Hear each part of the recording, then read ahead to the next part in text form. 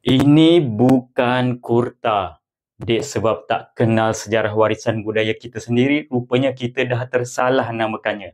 Dalam warisan budaya kita, ada banyak jenis baju. Ada yang masyhur dikenali sampai sekarang, ada yang tak dikenali bahkan sudah tak dipakai lagi. Syukur ada penyelidik yang kumpulkan maklumatnya semula, menjelajah ke seluruh negara, menjejak dan membukukan maklumat mengenai sejarah dan evolusi pakaian warisan kita dalam satu buku ni, Pakaian Alam Melayu, Reka Bentuk, Evolusi dan Sejarah. Terima kasih pada penulisnya, Dr. Johan Iskandar.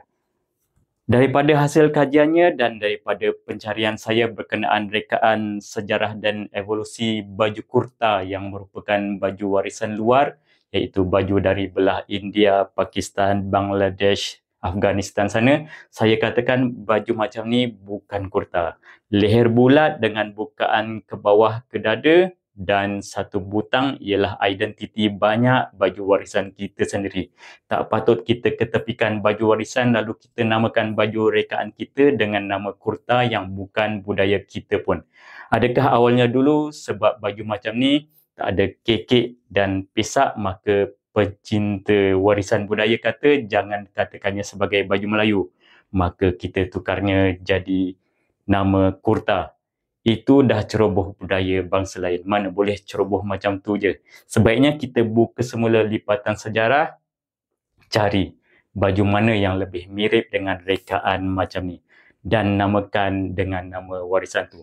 Daripada penelitian saya, baju macam ni lebih mirip kepada baju gombang dan baju kurung kedah.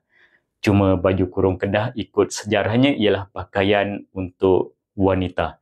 Tak ada kekek, tak ada pesak, tak ada kocek tampal, ia adalah baju kurung kedah. Yang ada tambahan kekek, tak ada pesak, itu baju gombang. Baju gombang ada untuk lelaki dan perempuan. Jadi, saya cadangkan baju yang kita sebut sebagai kurta ni, kita tukarlah kepada nama baju gombang.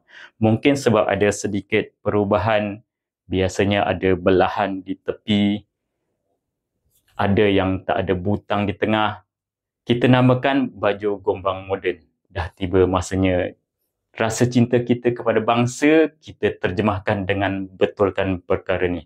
Ini bukan kurta, ini baju gombang moden. Setuju? Jemput kongsikan video ini.